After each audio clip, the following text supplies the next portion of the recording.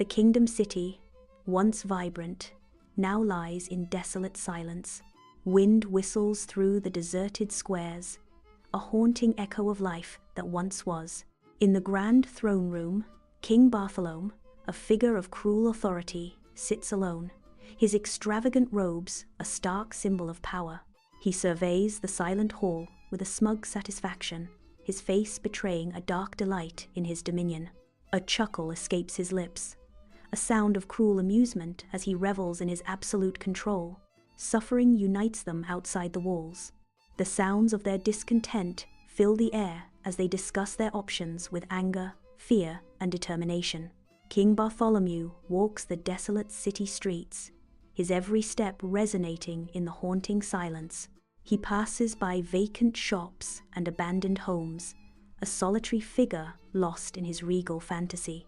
The king nods, imagining the cheers of a crowd that exists only in his mind.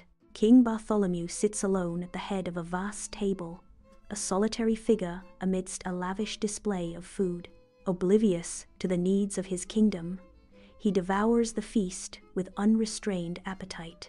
He lifts a goblet of wine, a mocking gesture directed at the empty chairs and absent faces. Flickering campfire light dances across worried faces huddled near the ancient city walls. Ilara's voice cuts through the night. "We can't wait any longer. We need to act now." Old Man Hemlock counters with measured calm. "Patience, Ilara. Strategy is as important as courage." King Bartholomew lies in his lavish bed, dreaming of power and glory.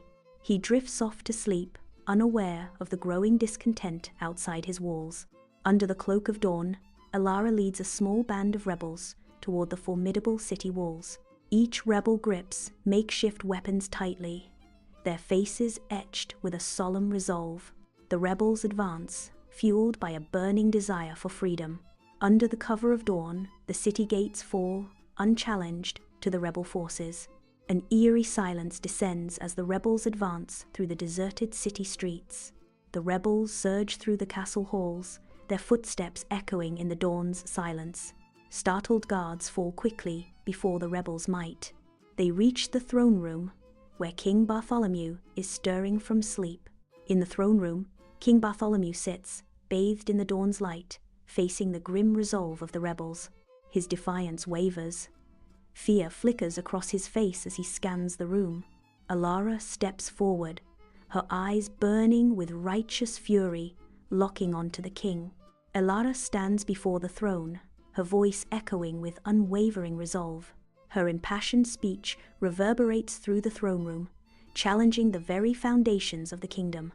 King Bartholomew remains on his throne, his face a study in stunned disbelief. "I denounce King Bartholomew's tyranny and declare the people's right to self-governance." Old Man Hemlock steps into the throne room, his aged eyes reflecting profound wisdom.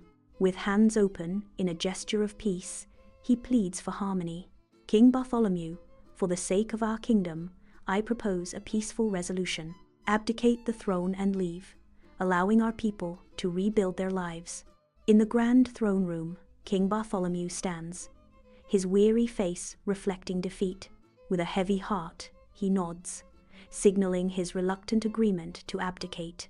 Royal guards approach, their movements precise as they strip him of his crown and scepter. Stripped of his royal garments, he is led from the castle, a broken and defeated man. King Bartholomew walks through the city streets, now filled with cheering crowds. The crowd's scorn and pity meet him as he approaches the city gates. King Bartholomew, stripped of his authority, stands alone before the city gates, an outcast facing the wild. He turns his gaze, a storm of regret and resentment, focused on the city he has lost. His face reflects the torment of his past actions and the bitterness of his fall. The city walls come alive as jubilant citizens celebrate the dawn of freedom.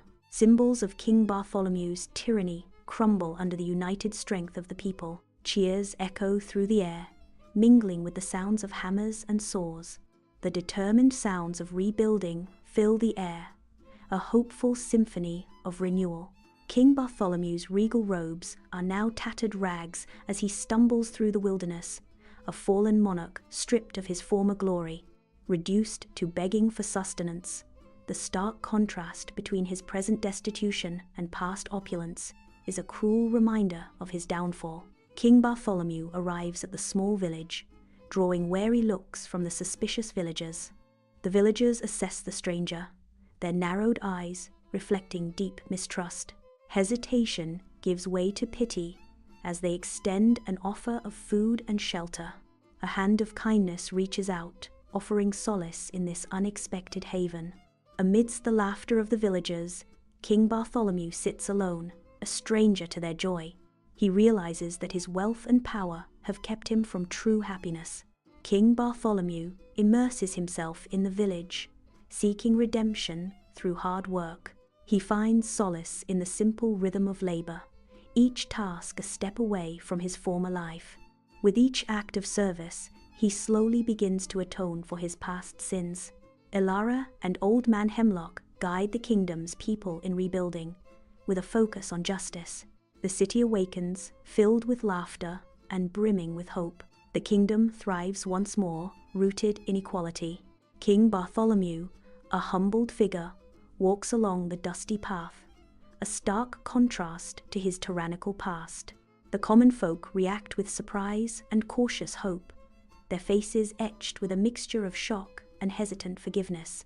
King Bartholomew, stripped of his crown, toils among the common folk, his regal hands now rough with the honest labor of the earth. With each swing of the hammer, the fallen king finds solace, his heart swelling with a newfound sense of belonging amongst his people. Years later, King Bartholomew, now an old man, sits quietly in the park, observing children play. A gentle smile graces his face as he reflects on his new life. He is grateful for the opportunity to atone for past mistakes.